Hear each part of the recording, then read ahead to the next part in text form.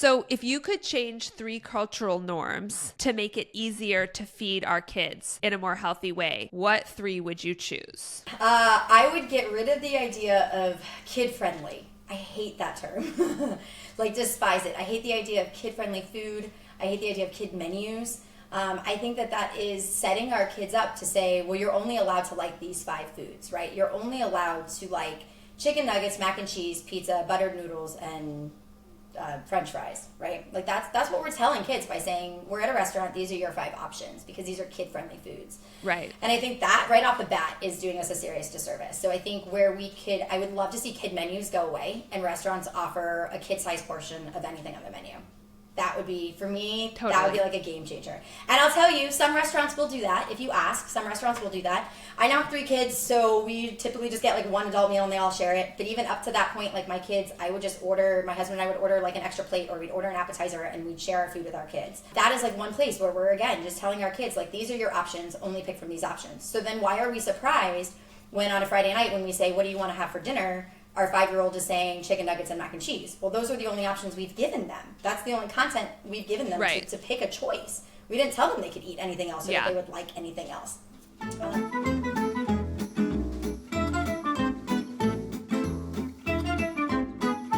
Welcome back to the Earth Food First podcast. I'm your host, Lindsay Navama, toddler mama, cookbook author, and certified integrative nutrition coach on a mission to reimagine kid food culture to protect our children's whole health, body, mood, and mind. Today we're talking with a multi-hyphenate mama who, based on her resume, should in theory find it really easy to feed her kids in a healthy way.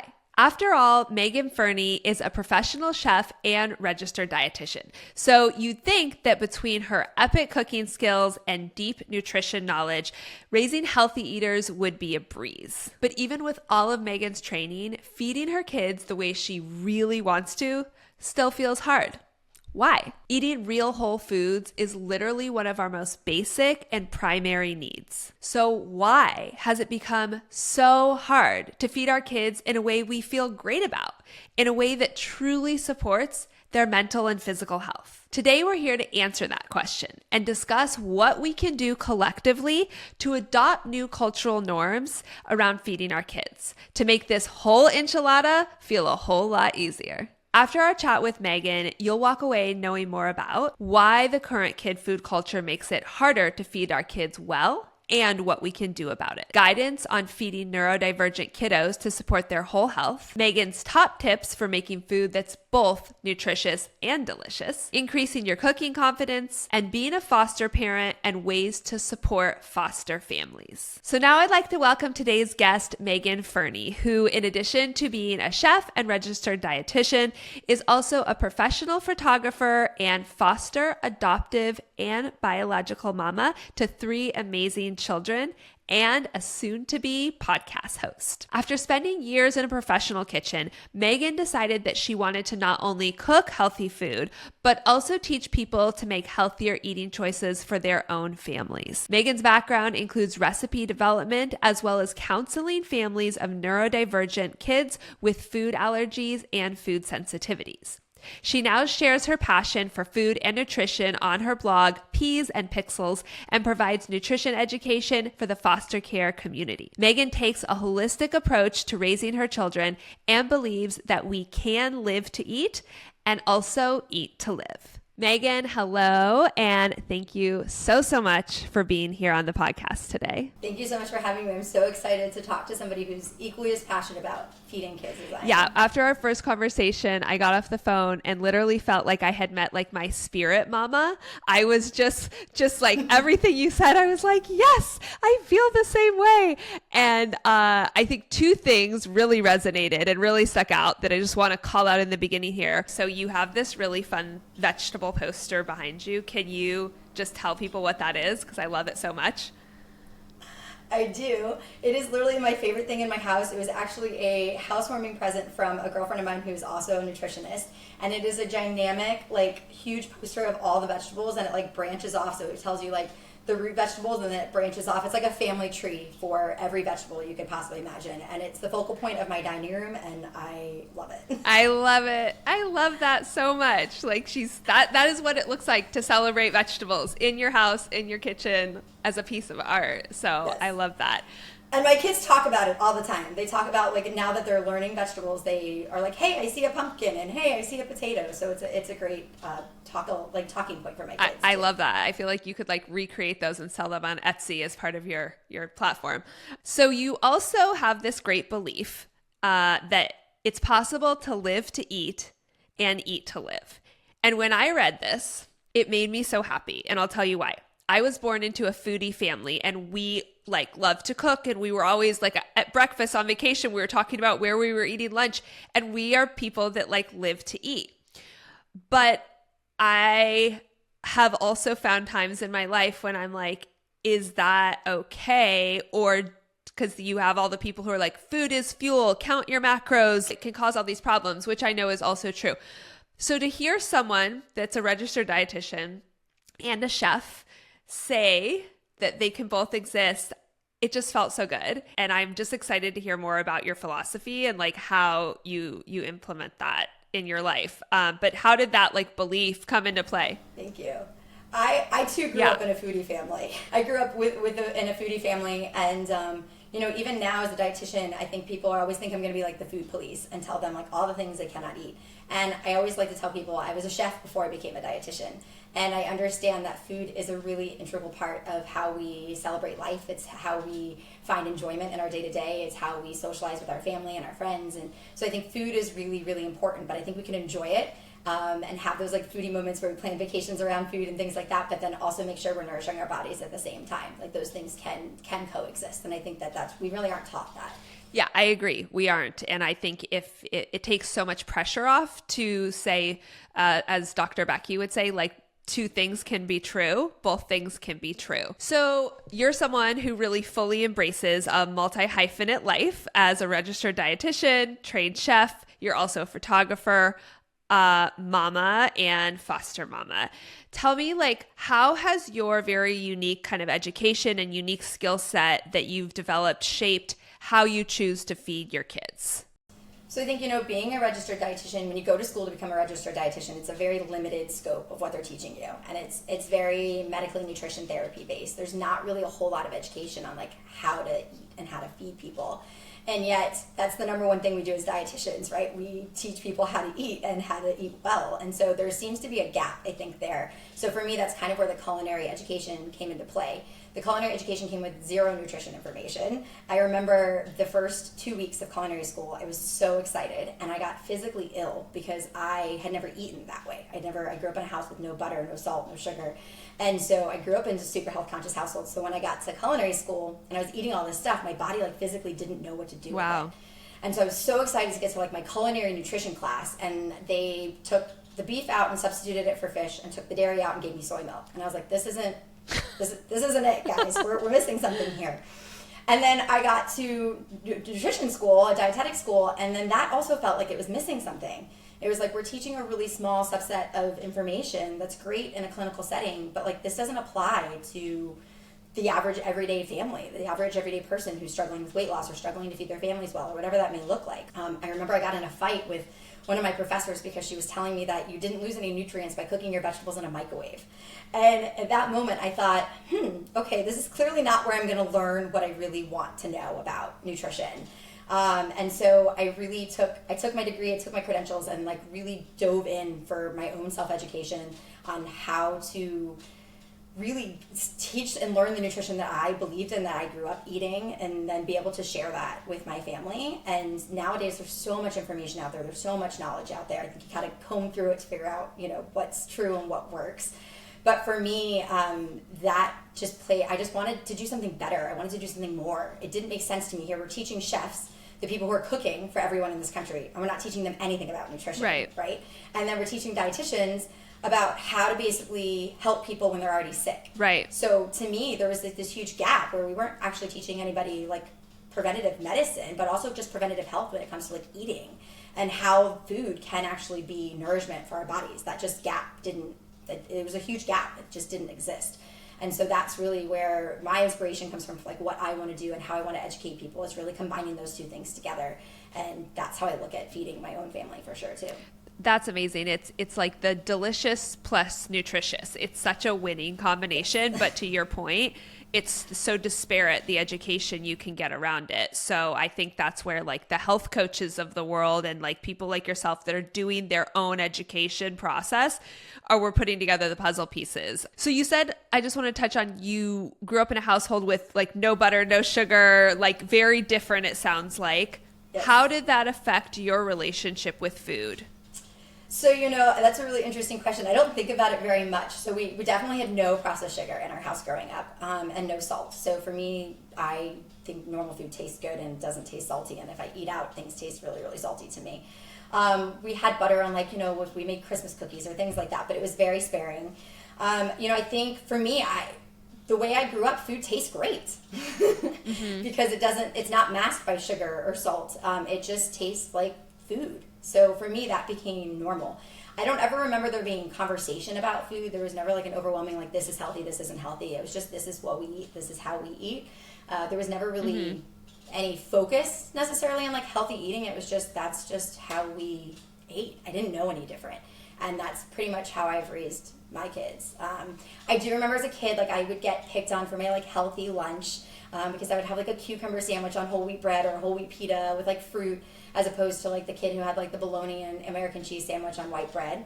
So I remember there being like a very small space in my life where like that was something that I was, I don't want to say picked on for, but it was made apparent to me that the way I ate was different. And up to that point, I didn't really know. I didn't really have any context for it being different. And in high school, my mom really would, if you asked my mom, she would say she really gave no focus on food whatsoever. She didn't talk about food. She didn't talk about our food choices because she didn't want me to develop an eating disorder. And I think that there is something to be said about that. When you focus too much on food, you can end up with disordered eating. And that didn't exist. And then again, I got to college and I could eat whatever I wanted. And I was like, oh, I could actually go eat that if I wanted. I could eat white bread if I want. I could eat goldfish if I want. And I didn't like them. They don't taste like anything to me because my taste buds didn't grow up eating that. So to me, white bread doesn't taste like bread. It just doesn't taste like anything to me. Whereas whole wheat bread tastes like wheat. So I think for me, that really is kind of just not knowing any different. But I think that that's a really great idea to bring into how we feed our kids. So we wonder why our kids are craving these other foods. Well, they're having access to those other foods. I never had access to those other things. So my taste buds never got used to those other foods. Right. And I think it's something that we could talk more about this later, but it's become so normalized that we're saying our kids are only eating will only eat pasta and nuggets, but I'm like, but who's buying those? Right. Like, your kids aren't going to the grocery store with their own wallets and buying them, And so, yeah, it's very interesting that, like, I think what you normalize at your own house becomes normal. So what was your main source of inspiration? Like, when you decided to have kids and foster kids and adopt kids, when you said, I'm going to feed my kids differently than the standard American kid food diet dictates, was your source of inspiration how you grew up? Definitely part of it for me was like, again, that's what I knew, and I think it worked well for me. It served me well in my life. I am a very healthy person and I'm thankful for that.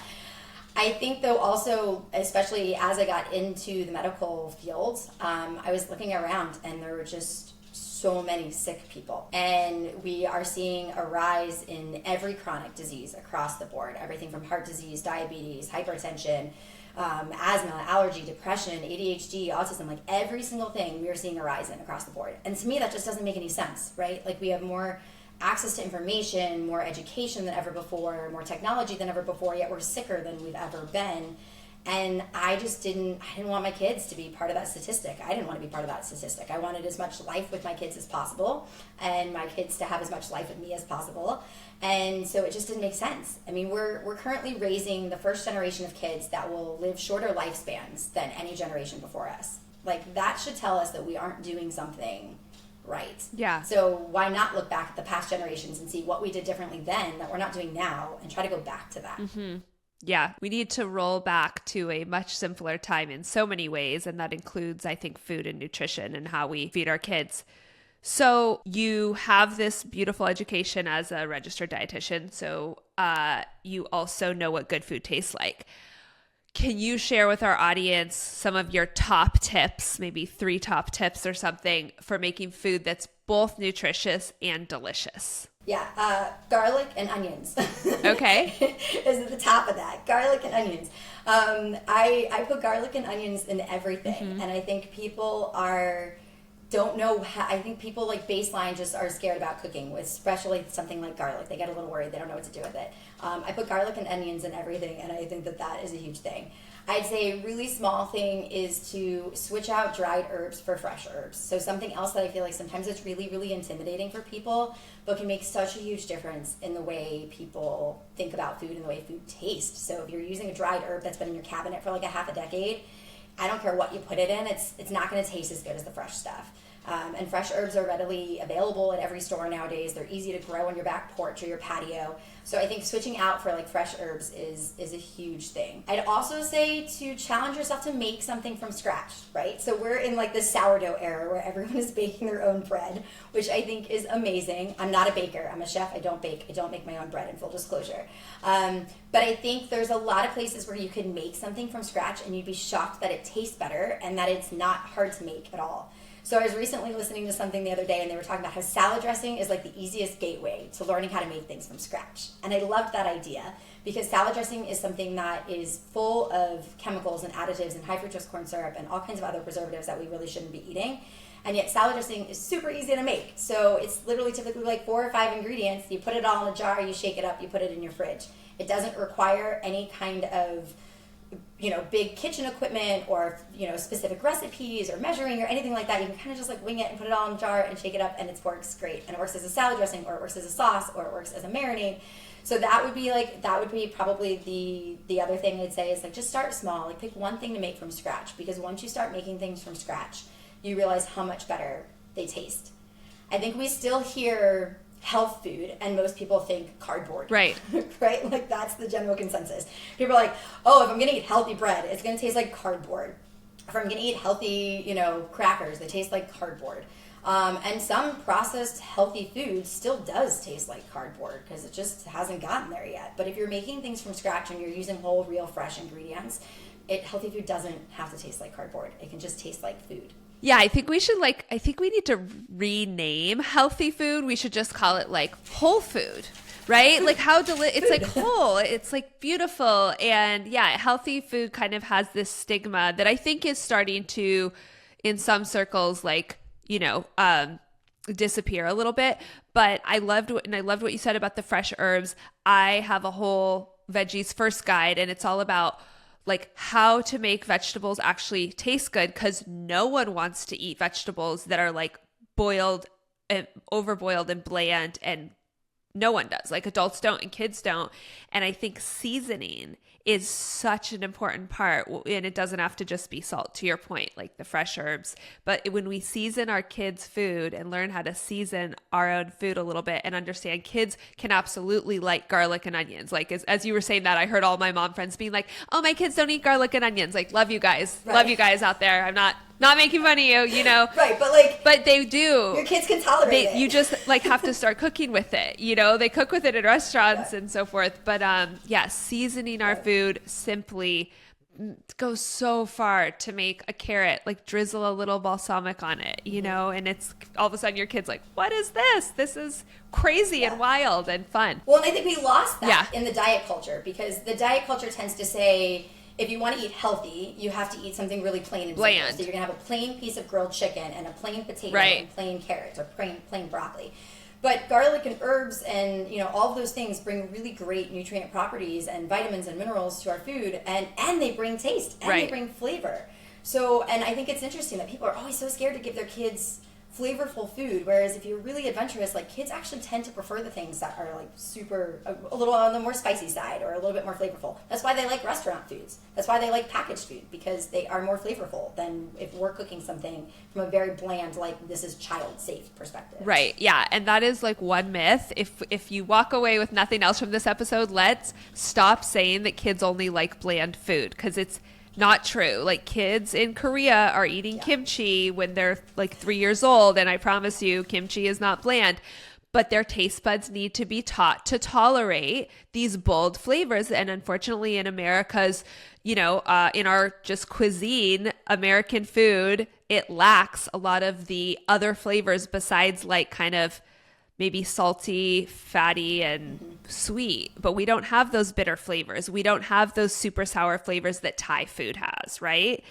And so it's up to us to really help our kids explore those flavors. And when we do it out of curiosity and adventure, they're all in. I love it. Because we're not saying eat this healthy vinegar, it's good for your gut. We're like, this is so sour. It's like, I can't even handle it. I'll be like to tell Stella, it's a party in your mouth. Yeah. And I want to taste the party in my mouth. And it's just, it's fun. It's the way we, I think, are presenting it. So I feel like there's a narrative in the nutrition community right now that if you talk to your kids about artificial ingredients and food dyes, it could lead to like disordered eating and just kind of food fear mongering. Some people are like, everything in moderation is totally fine. Other people are like, I'm actually going to be honest with my kids and let them know like artificial food coloring is toxic and maybe we're not going to have it in our household. Like, what is your stance? Yeah, so this is obviously a hot topic, and I get a lot of heat for this because I don't really agree with the general conversation out there. I think we should be teaching our kids about food and what they're eating and why they're eating it and or why they aren't eating certain things. And so I think there's a general consensus that like we shouldn't be telling kids that foods are healthy or unhealthy or good or bad. But the reality is like we know there are foods that are healthy, right? Granted, there's a gray sliding scale for what that means for people, but we also know that there are foods that are not healthy. So however you want to phrase that, whether you want to phrase that as unhealthy or healthy or hurtful or helpful or healing or non-healing, I think it's important to have those conversations with our kids. Now, granted, I have 3 very little kids, so there's not a whole lot of food conversation in our house going on currently about like, no, we don't eat artificial colors because they're bad for you. Like, we don't really have that kind of conversation. I would say there is research to support that too much conversation about food, no matter what that looks like, can cause disordered eating. So I think that's important to note. I don't necessarily think it has to do with whether or not we're talking about how many vitamins and minerals something has or how bad something that's processed and has artificial sweeteners in it, right? Any conversation about food and too much of it can cause disordered eating one way or the other, right? We have eating disorders for people who are too healthy, so it can go one way or the other. For me, conversation in my house is about food. How does it taste? Is it crunchy? Is it smooth? Is it soft? Is it sour? Is it sweet? Do you like it? Do you not like it? That's pretty much it. There's not a whole lot of like, oh, you should eat your broccoli because it's really high in vitamin C and it's going to make you really, really strong. Like, we don't really have that conversation in our house. I don't really think that's necessary, especially because my kids are younger. I do think as your kids get older, it's important to explain why we eat those foods. I will say too, though, we do read a lot of books about nutrition. So we have a lot of like kid books that talk about vitamins and minerals and things like that. So that's another way to introduce that idea and that education to your children without it happening at the dinner table. And I think that's really important. Yeah. So I don't necessarily think that conversation has to happen at the dinner table. It can happen when you're in your garden and you're growing your own fruits and vegetables, or when you're in the produce section of the grocery store, or when you're reading a book. The other thing I'll say too on that note is that I don't feed my kids a lot of processed food. My kids don't eat any processed sugar. And so people are always like, well, how do you handle that when your kid, wants a lollipop and everyone else is having a lollipop? Or they want the cupcake at the birthday party and everyone else is having the cupcake. I just say, no, we're not eating that. No is a complete sentence. I don't owe my 3-year-olds an explanation to why he's not having the cupcake. I just say, nope, we're not eating that. And that's it. And that's the end of the discussion. And typically it's not an issue. So I think with little kids, it's important to feed them well. I don't think they really need to know why you're feeding them what you're feeding them. And then I think as kids get older, I do think it's important. I don't think there's anything bad with that. If we look at our adult culture, right, not just our kid culture, but if we look at adults right now, who, again, rising cases of obesity, diabetes, heart disease, all of those things, we grew that generation out of people not being educated about their food and what they're eating. So why would we continue to perpetuate that? Like, let's educate the next generation so that they can make better choices. Totally. Yeah. And, I'll hear some adults be like, I mean, I ate all that when I was young and I'm fine. And I'm like looking around, I'm like, no, we're not fine. Like, no one's fine. Like this many people are fine. Yeah. But like and I'm not going to say the percentage because I don't have it off the top of my head, but the rate of metabolic disease right now is like huge. Yeah. It's unreal. Yeah. And so we're not fine. And our kids are growing up in an even more processed world, I think, than we did. For sure. In a lot of ways. Cause now even like health food, like you go to Whole Foods and it's like, oh, I'm at Whole Foods.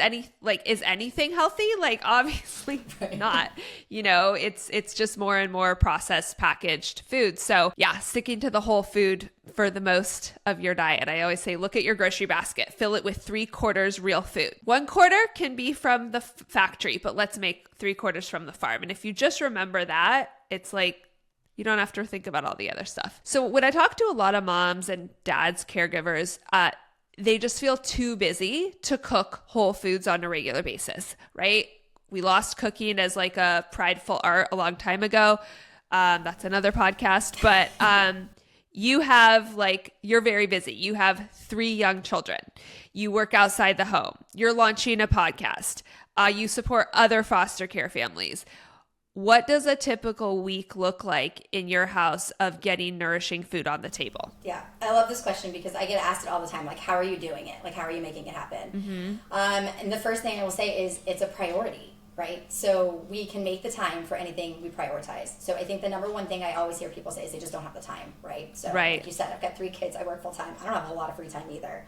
But the average American watches 3 hours of TV a day, and they spend 2 hours a day scrolling social media. So when a parent tells me they don't have time to cook a healthy dinner or prepare breakfast for the next day, I say, well, what did you watch last night on TV?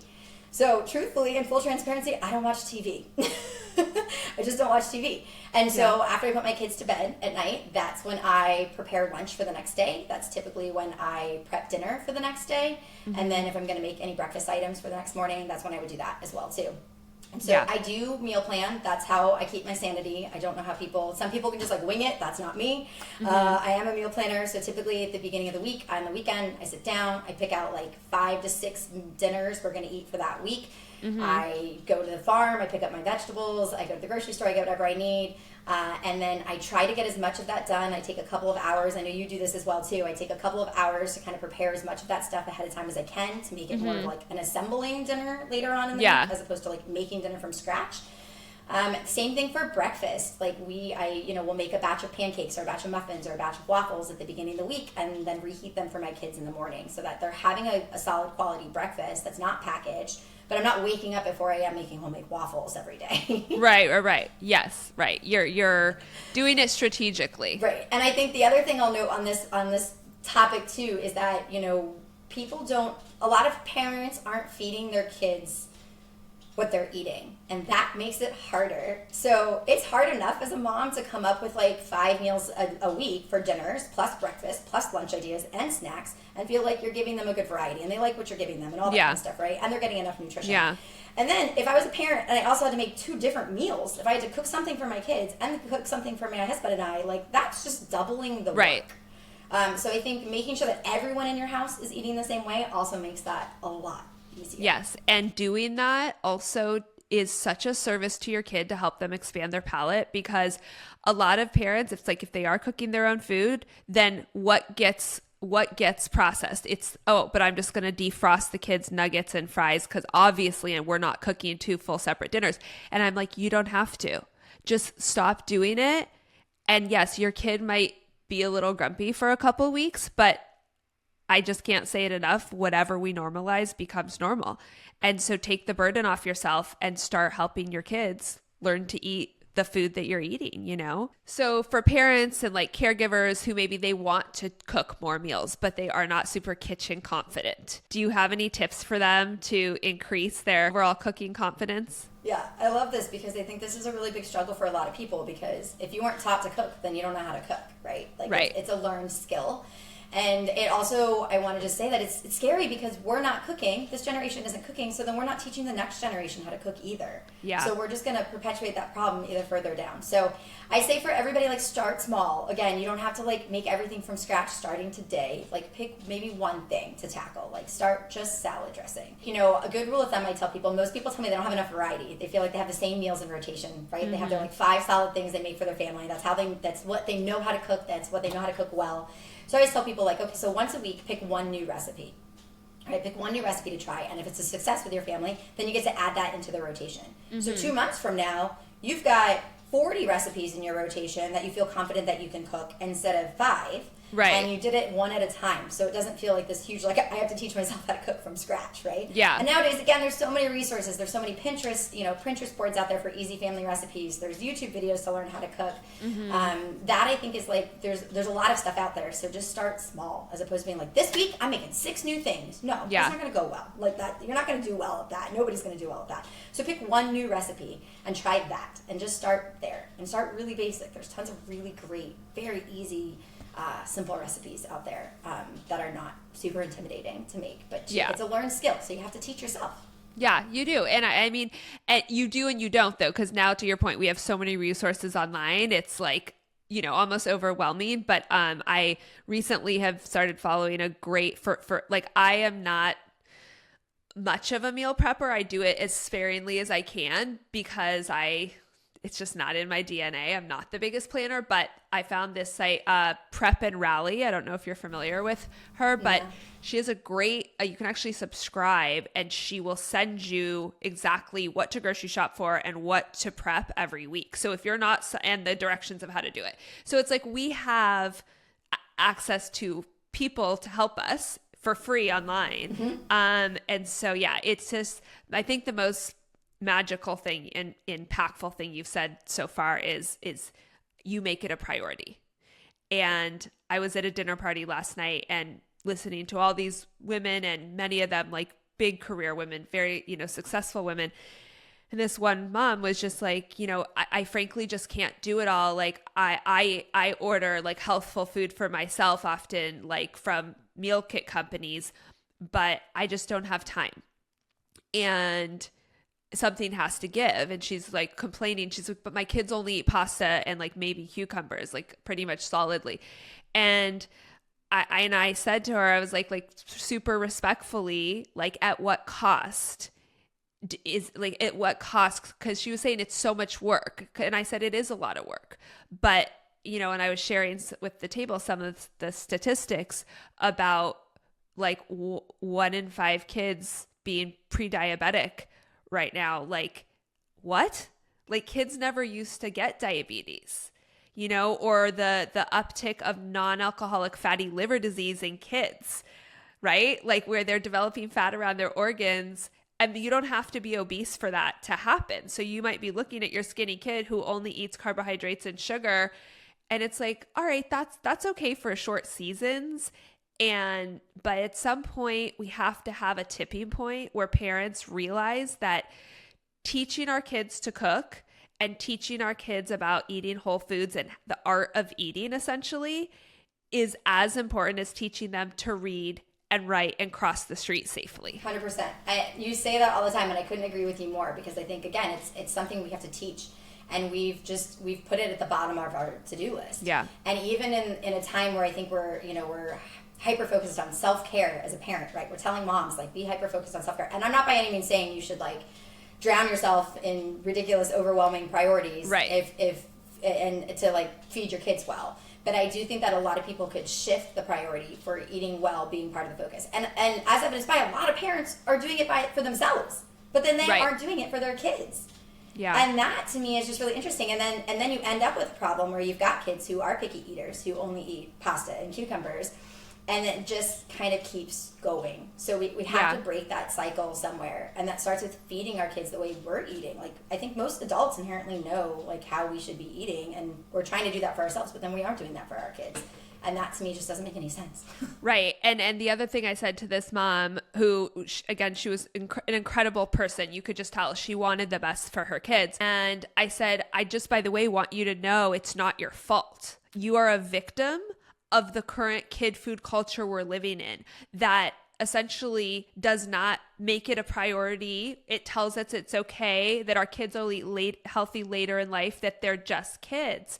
And yet when you start learning more, you realize, oh, the gut microbiome is most important to develop a strong, healthy gut microbiome from ages 0 to 10 years old. We don't know that, and you don't know what you don't know. And that's why platforms like yours and like mine, like we're here to make it easier for families. And that's a perfect like transition into the next thing we want to talk about is when you and I connected, we were just talking about how hard it can be to feed our kids in a way that continually supports their health. Like even for you, a chef and a registered dietitian, like if it's hard for you, what are other moms supposed to do? Right? Like, yeah. And so I guess the question is like, why do you think it's become so hard when eating simple foods and teaching our like kids to do the same, eat simple foods, is so primal? Yeah, I think we are living in a generation where we're saying everything is hard now, right? We're saying motherhood is hard, parenting is hard, feeding our kids is hard, eating well is hard, making time for self-care is hard. And that's not to diminish that all of those things are really challenging day to day. But we have taken something that wasn't hard at all. Like you said, it's very primitive, and we've made it challenging. And I think part of that is, unfortunately, we just don't live in the same world we used to, right? So we live in this like go, go, go, super fast pace where moms are expected and parents are expected. A working parent is still expected, whether mom or dad, to like put food on the table and feed their kids well and pack lunches and you know, then also get their kids to all their sports and their activities. And we live busier, more fast paced lives. And the food industry was like, hey, we can capitalize off of that and we can make this work for us. Let's just add in all these convenience foods and tell people they need them, make them highly addictive, and then we'll be good to go. And then we all just kind of fell into that because there isn't really an option, right? So if you are running around after kids' sports and school and work and you need something fast that's healthy, there isn't a healthy fast food option. There isn't something that's quick and convenient that's healthy, right? I think unfortunately part of it just happened from the culture we're in, the culture we've created. We kind of got too fast for our own good, where we forgot about, well, we also have to be nurturing ourselves in the midst of like this fast-paced life. And so that's where you kind of have to just force yourself to slow down and again prioritize what you're feeding your family. So if you know you've got busy weeknights, then you have to find somewhere else in your week to prioritize making meals for your family, so that on that busy night you aren't going through the drive-thru because you know you're coming home and there's a meal ready to go in the crock pot. So I think, you know, again, preparing and kind of setting yourself up for success as opposed to like the last minute, like, how do I do this? But we're also living in a world where like it's just everywhere. So it is really challenging if you are trying to feed your kids well. I deal with this. I'm sure you do as well. You know, I'm the person who's trying to feed my kids well. And I told you the story about gummies in my kids' classroom. So I have a 2.5-year-old who came home and kept asking for gummies. And I was like, what do you mean gummies? So I figured out eventually that he meant fruit snacks. And I was like, okay, well, buddy, we don't eat fruit snacks. And after like weeks of him asking for fruit snacks, asking for gummies, and me talking to the teacher and finding out that he's trying to steal the other kids' food. And my 2.5-year-old has a food allergy to corn, so it's not an option. He can't have any of the conventional fruit snacks out there, even if he wanted to, or I was okay with it. So I started making my own gummies, which, here's the thing, it's not really that hard, but it's time consuming. So here's something that I wouldn't normally be giving my child, but I'm now compromising so that my child can fit in with the current kid food culture and not feel left out. So that then that becomes more hard for me. So I'm doing more work to try to keep up with the culture that we're creating for our kids that isn't healthy or helpful. Yeah. And so I think a lot of parents who really are trying to do better and trying to feed their kids more healthful are running into that problem. Yeah. Where like you are running up against a wall because everybody's not on the same page. And so especially when you've got little kids who like want the box of cereal with the character on it or want to have, you know, the candy at little Johnny's birthday party, like that just makes it that much harder when you're trying to make healthy choices and everybody else isn't doing the same thing. This life can be really kind of isolating and lonely if you aren't in a circle of people who also feed their kids well. That's so true. And I just have this visual of a big mountain, super tall, with all of us moms, dads, caregivers, people that feed kids, like circling the bottom. And most of them don't have the skills that you and I have or the intention to feed our kids a certain way no matter what. So like they're all at the bottom and they're looking up at the top of this mountain being like, how do we climb it? And there's like a couple of us up, kind of halfway up, maybe looking down, right? Being like, come on up. But we all have to do it together, because if collectively and I'm saying moms, but it's everyone that cares for kids. But if we said, hey, we want to make this easier for all of us, let's stop sending gummies to school, or let's make school a place for whole foods only. Like, and some people will roll their eyes and be like, that sounds so drastic or so dramatic.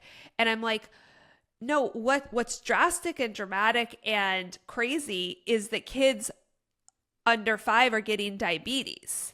It's not drastic to say, let's stop giving our kids highly processed factory food that literally their bodies don't need, but let's all do it.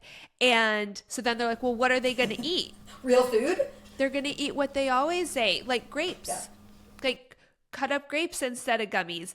But it's just, we need to all like agree and start supporting each other, because then we don't have those situations where the couple moms are forced to go home and make their own gummies, when the reality is like, let's just get the gummies out of the equation.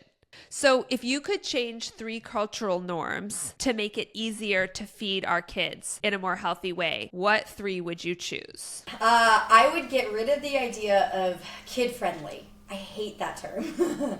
Like, despise it. I hate the idea of kid-friendly food. I hate the idea of kid menus.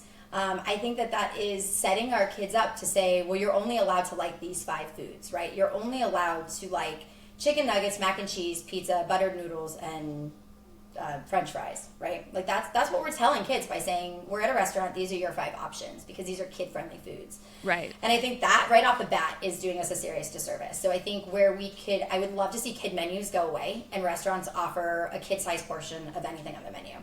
That would be, for me, totally. That would be like a game changer. And I'll tell you, some restaurants will do that. If you ask, some restaurants will do that. I now have 3 kids, so we typically just get like 1 adult meal and they all share it. But even up to that point, like my kids, my husband and I would order like an extra plate, or we'd order an appetizer and we'd share our food with our kids. That is like one place where we're, again, just telling our kids, like, these are your options, only pick from these options. So then why are we surprised when on a Friday night when we say, what do you want to have for dinner? Our 5-year-old is saying chicken nuggets and mac and cheese. Well, those are the only options we've given them. That's the only content we've given them, right, to pick a choice. We didn't tell them they could eat anything else, or that they would like anything else. So that's like the number one thing. I'd love to see kid meals go away. I'd love to see like kid-friendly things go away. I just like, what makes it kid-friendly? Every food is kid-friendly. Kids are inherently curious and adventurous eaters. We have then made them not that, but they will inherently try all these things if we give them the opportunity. We just took the opportunity away. Yeah. So then we're kind of stuck. Treats everywhere. I'd love to just get rid of the idea of like treats everywhere. Like, why are we giving out lollipops at the grocery store and candy after a doctor's visit? And why is every holiday at school celebrated with cupcakes and cookies and donuts? And none of that equates to a holiday, like, or a kid celebration. Like, why aren't we celebrating things without food? And I think that this really, again, perpetuates into like adulthood, right? So we're teaching kids that every time we're celebrating something, we get a donut or we get a cupcake. Then we have adults like we have now in this generation where they're like, oh, it's Friday, I had a long day. Let's have a cupcake. Or, hey, it's, this week at work, so there's donuts in the break room. Let's have a donut. We've created a culture where we're teaching our brain that everything should be celebrated with a treat. Yeah. And we're putting that in our kids' brains, and I just think that is like something I would love to see go away. Lastly, I'd say biggest cultural norm that I would love to see change is people getting back to eating together as a family around a table without electronics. Yeah. That's something I grew up doing. I grew up having dinner with my family pretty much every night my entire life. We sit down and eat with our kids every single night for dinner. So yes, that means we eat dinner at 5:30 with our kids. So for some people, like, not great and not practical, that's fine. But we eat every single dinner together, and on the weekends we eat breakfast together, lunch together, and dinner together. And even in the morning when my kids are eating breakfast, most of the time, if I have time, I try to sit down, but at least the 3 of them are all sitting together. I think that is such a pivotal point of creating healthy habits for kids around food, and we have taken that away. Yeah. Like, completely. People, and that, I was just reading something yesterday, and was talking about how we are seeing a rise in teenagers for like depression and anxiety, and that they were connecting that to the kids who actually ate around a table had less incidences of mental health issues. Wow. Like, that's a reason enough for me to like want to have dinner with my kids. Yeah. But also, you're then creating healthier habits around food. You're showing them what you eat, and you're eating with them. So it's not just like, here's your plate of broccoli, I'm going to go sit on my phone. Like, you're eating with them. That's the best way to create healthy habits, and that's not happening in the typical American household right now. Yeah. And what the together dinners do, besides modeling eating, hopefully if the parents are eating healthful food, which is great, the modeling, but it's providing a different form of nutrients, right? There's, when I was becoming a nutrition health coach, we talked about the wheel of life with these like 12 categories of nutrition, and they're actually considered primary food. And then food you eat is secondary food. And connection, not being lonely, they found was the single most important point of nutrition. More important than what you ate was not feeling lonely. And so if you can gather your family and even one time, but consistently a week around a table, and if it can be 2 or 3, even better, first just start focusing on the gathering. Like I would tell parents, don't worry as much about what's on the table. If you're ordering pizza because that's the only way you can do it right now, but gather and eat and maybe order a salad with the pizza, right? Start small and start in these doable steps. But yeah, I loved those. Yeah, it doesn't have to be, I think, again, people feel like they have to do it all, right? Right. They think like, oh, I got to eat dinner every night of the week with my kids or it doesn't count. No, one night of the week counts. If that's what you get in, that's what you get in. Right. But that one night counts. But people aren't doing that at all. So exactly. starting small, just to have some socialization around the table. Yeah. And I think when we look at it through changing cultural habits, at least for me, it's more contained into what do we need to change? You know, I think people get really caught up in like being at the grocery store and looking at the labels, and it's all of a sudden, it's just like, whatever, I'm just going to buy what I always buy. But I think kind of narrowing it down to these, like, so you said, like, let's remove the concept of kid food. And I literally think that you should create a bumper sticker. What you said, every food is kid friendly. Like, that is my new like mantra, because it's so true that it's not a treat if it happens every day. I tell Stella that all the time. I'm like, let's literally look up the definition of a treat. If you get it every day, it's not a treat. She's like, Mommy, I haven't had a treat today. And I also was explaining to her that the very costly fresh farmers market asparagus we bought is a treat.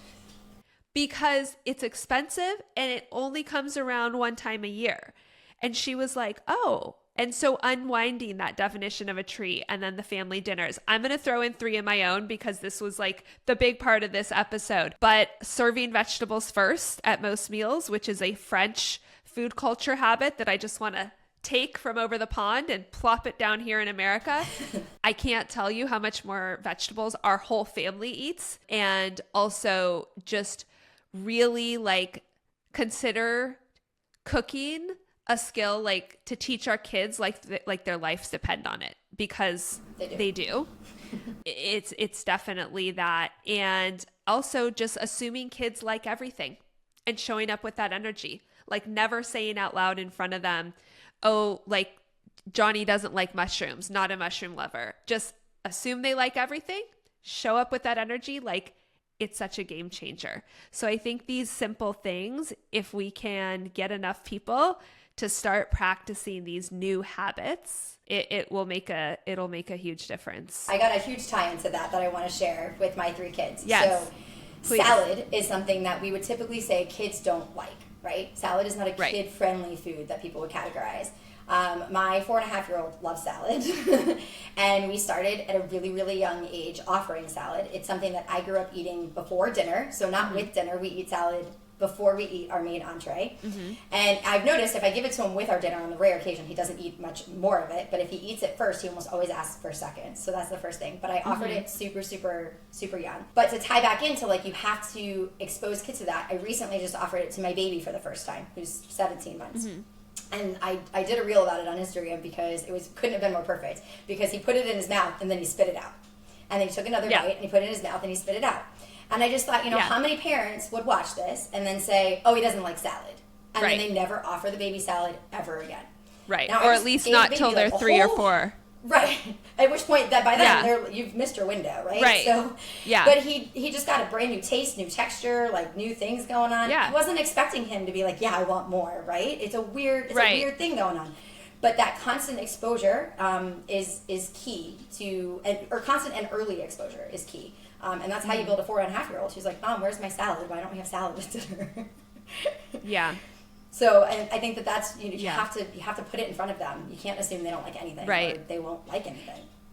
Exactly. And it's also like, I reference France again, but it's a known fact among parents in France that it can take 20 to 80 times of exposure before your kid will accept something, right? Yet in America, we feel like if it's like 5 or 6 times, then we give up on it. What role do you feel like schools have to play here in terms of helping make it easier for us to feed our kids healthy foods? Yeah, so I think school lunch aside, because that's a whole podcast for another day.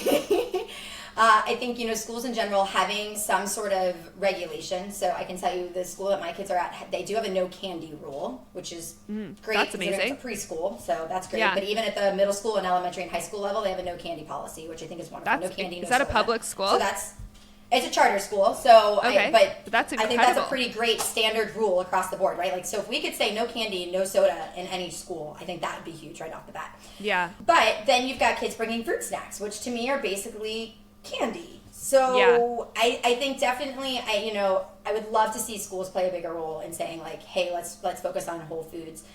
My little guy's classroom, 4 or 5 kids every morning have Fruit Loops for breakfast. Like, that's not breakfast for 2-year-olds. So, having some kind of standard, setting some sort of standards, I think most parents are invested in their kids' education. So if that also came with a set of standards that are required for what you send to school, they would follow that. So I think it is a good place for schools to be able to say, hey, these are the requirements, let's try to do better. I think having holidays and celebrations at school that aren't wrapped around food is a huge one. So my kiddo did like a Christmas party this year, and they decorated like an ice cream cone with like green frosting and sprinkles and made like a Christmas tree, right? So I had to find like a ice cream cone that I felt good about, and I made him frosting out of spinach and cream cheese and got him some dye-free sprinkles so he could like still participate in the whole thing. And afterwards the teachers were like, this was so great, I love that you like go out of your way to like make sure he doesn't have any dye and no added sugar, and like I wish every parent would do that, and because they're all going to be crazy after they all have the sugar. And I'm thinking, but you guys set this activity up, like you guys are the ones dealing with our kids after the sugar buzz. You could have just done a craft project. Totally. They could have made a craft Christmas tree. Like, why was this the option? Yeah.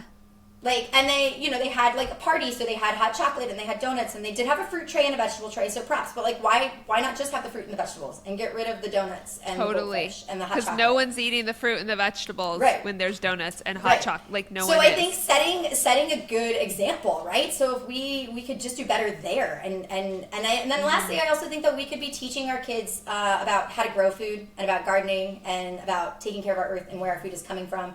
And I've even seen this in my own kids, but the more we go to the farm and we pick vegetables and the more things we grow, the more into it they get. And so I think really teaching kids the root of like, this is where your food should come from and this is where food is coming from, then that also creates a healthier relationship with like having earth food first and not looking at packaged and processed food as food.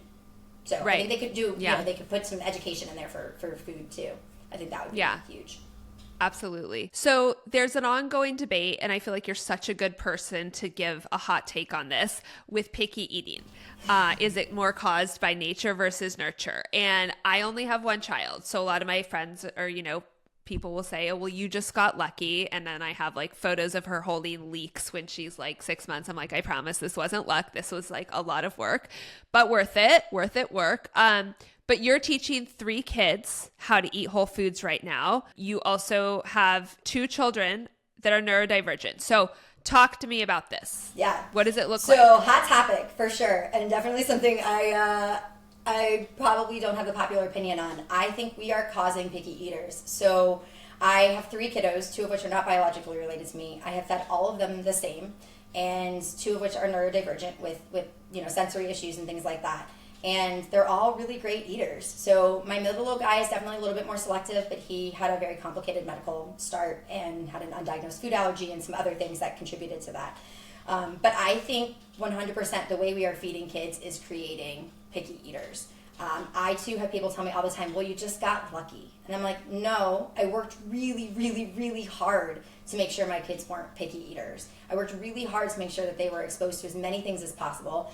I was very intentional about the way I started food introduction with all 3 of my kids. I'm still very intentional with 3 little toddlers about what they eat, what they have exposure to. I think that all makes a difference. I have 3 kids that are not picky eaters, and there's a reason, because I did the work. And I think it's really easy in the kid food culture we're in to just say like, oh, well, my kid's picky. Well, everybody says their kid's picky. Right. And I think now when you get into a conversation where you say, well, you kind of created picky eating, then they say, well, what about kids with sensory issues or kids that are neurodivergent? Well, I'm raising 2 of those kids, and I can tell you that makes me just want to try that much harder, because they're already going to have other hurdles, and I don't want food to be another one of those.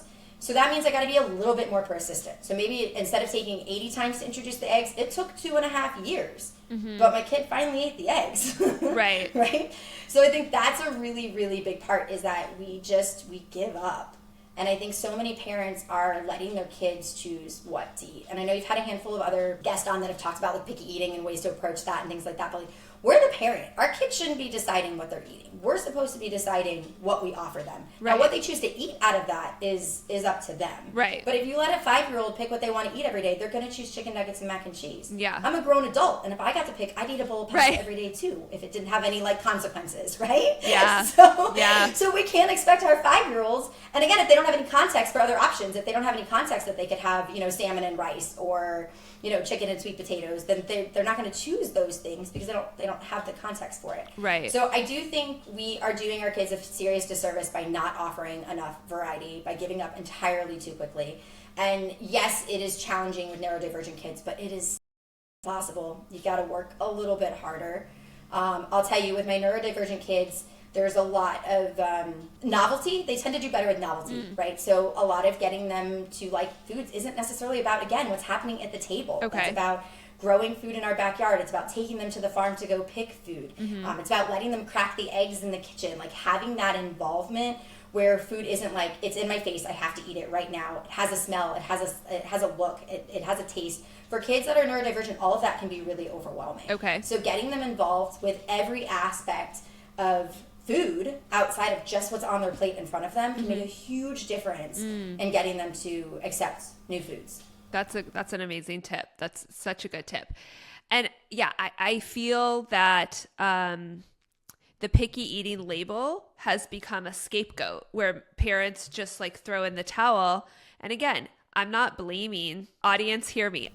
It is not your fault. We live in a crappy kid food culture, and like you are victims of this. And so that's, why we just need to educate ourselves and band together literally to do things like get candy banned at our schools. So if you're a mom who does want to, on occasion, give her child an actual treat or an ice cream cone, you can enjoy that moment with them. But yeah, I think the picky eating thing, I think we should remove the label. Yes. And our kids hear it and they also believe it. And I think the label is so limiting for them. The way we talk about our kids and talk about food in front of our kids and their eating habits is super important. And if you've got a picky eater or a selective eater, or even a problem feeder, like that conversation should not be happening in front of your child ever. A weight conversation about your child should also not be happening in front of your child. Right. And because that is where we do see that disordered eating. And if you are concerned about those things, then that's okay. But that conversation, that label doesn't need to be attached to your child where they know what that is. Because again, they're like, well, I'm picky, so mom's going to let me eat just these 3 things. So, okay, sounds good. Then I don't have to worry about it. Yeah. Yeah. So you have done a great job. You have 3 kids. They're all very different. You also have another really beautiful part of your life, which I indirectly, we help to, in a variety of ways, support a single foster mom of 3 kids. And so fostering is something that is close to my heart. But I learned that not only are you a foster mom, you also have adopted one of the kids you were fostering, and you nourish them in this totally different way, right? That has nothing to do with food. But can you just talk to me a little bit about, you are coming out with a new podcast on your own about fostering. How did you get to this beautiful place? Yeah, so I actually became a foster parent. I was single and I wanted to be a mom, and I knew that there was a huge need. And my best friend is also a foster adoptive mom, and so I kind of already had an idea of what that looked like prior to jumping all in. I didn't really know, though, just for full transparency. You don't really know until you're actually in it. Yeah. And after I took in my first placement, I actually met my husband 2 days later. And so, Oh my God. great story. But so he's been part of my oldest kid's life since the beginning. And yeah, it just kind of happened, and I didn't really know what that foster care journey was going to look like. I didn't really have any plans for that. I didn't know if I was going to foster a bunch of kids. I had no idea my first placement would turn into an adoption. But he's now our forever kiddo. We adopted. He came to us at 2 weeks old, and we adopted at 2 years old, and he's now almost 5. So he's been here for a while. About a year later, we took in our second placement, and he was 3.5 months old, and he is still with us, and we are moving towards adoption in his case as well, too. And then we had a baby a year after that. Oh my gosh. We've got 3 little boys, and it is as messy and smelly as you imagine. But foster care has been really interesting. I'll tell you, it is super, super challenging, but really amazing to step in and nurture and help support kids and biological families when they are in just not a good space to be able to do that on their own. Mm-hmm. And both of our cases were very different, but we had the option or opportunity, I should say, to really nurture a biological parent and in the process in our second case, which was just a really amazing experience. And it's taught me a lot about myself, and it's taught me a lot about feeding kids. And I then also do, provide nutrition education for foster families, which is really cool because most kids in foster care are neurodivergent and they have trauma histories, and that can affect their food and how they view food and all of those kinds of things. So it's been really cool to kind of put my education in that space. With that said, foster care is this crazy system. The kids are the easy part. The system is the hard part. And there's just very little information and very little there's just not a lot of people out there talking about like the ins and outs of foster care outside of like, hey, you get a placement, good luck. And so I am launching a podcast at the end of this month called From All Sides, and it is going to be just in an open forum discussion where we are going to talk to foster parents and biological parents and case managers and aged out of foster youth and former adoptees about every aspect of the system so that we can hopefully see some change and get some conversations being had that just aren't being had that really need to be for support for foster families and biological parents. And every aspect of the system needs some love and support. And so just opening up the door to have conversations that are currently not being had anywhere. That's amazing. I am very much looking forward to listening to that because, yeah, like I said, we have our pinky toe in, like it's so slight, but just seeing what I've seen and seeing what this single foster mom is going through to try to adopt these 3 kids, my everything, like I'm flabbergasted at the inefficiencies of the system and all the things. And I'm like, we're dealing with like kids here, like, how is this not like a beautiful, well-funded, smooth-running system? And it is anything but that. Yeah, it is anything but that. It is not. What are like some surprising things that you wish more people knew about becoming a foster parent?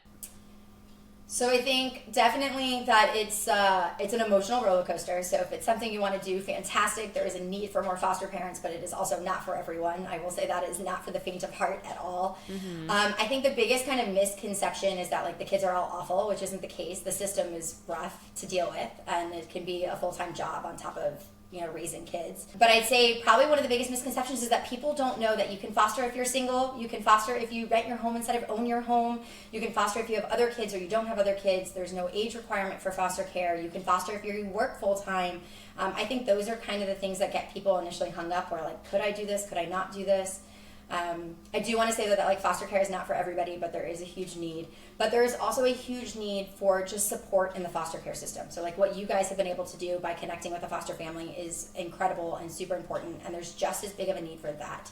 So if you are not called to be a foster parent, then that's okay. But connecting with your local foster care agency in your area can be really huge as far as providing a meal, like a healthy dinner for a family is huge, or providing babysitting, or helping people pick up a kid to go to and from therapies, or even donating clothes and baby items and things like that. It's so easy when we're done with our baby stuff to just like throw it away, but like kids come into foster care with nothing, and so foster parents are left scrambling at the last minute to basically create a whole closet for kids last minute. So there are foster care closets in pretty much every county across the country, so you can donate your belongings there. So that's a really great way for people to support foster families without actually fostering. That's so good to know, because I know that there are this many people who are cut out and willing to be foster parents, but there are plenty of people that could absolutely support them more. So that's a great tip, is to contact your local foster agency. I feel like we could just keep talking forever, but this is going to be a long episode as it is. So I am just so glad that our paths have crossed. I want to make sure everyone can find you and connect with you. So what's the best way to do that online and all the different places? Yeah, so you can find me on Peas and Pixels on Instagram, and that is a little glimpse into my personal life. So that is what I'm cooking, what I send my kids to lunch, like with for their lunch boxes every day, what my foster care journey looks like, some nutrition stuff thrown in. It's a little bit of everything about my crazy, beautiful, tasty life. And that's also peasandpixels.com, which again has all kinds of recipes and things like that are like kind of my go-to things. And then for the podcast, that is From All Sides Podcast on Instagram. And then our podcasts are streaming as of next month. Very exciting. I love it. I love it. I'm so happy. I just want to thank you so much, firstly, for being a foster mom and an adoptive mom. When I became a mom, I just wanted to help other kids too, and I didn't know how. And like meeting someone like you who does it so selflessly, and your husband, it's just so grateful for you. Lindsay, you are helping kids in a different way. And I think that that's what's so cool about just people in general, right? So we all bring a different skill set to the table.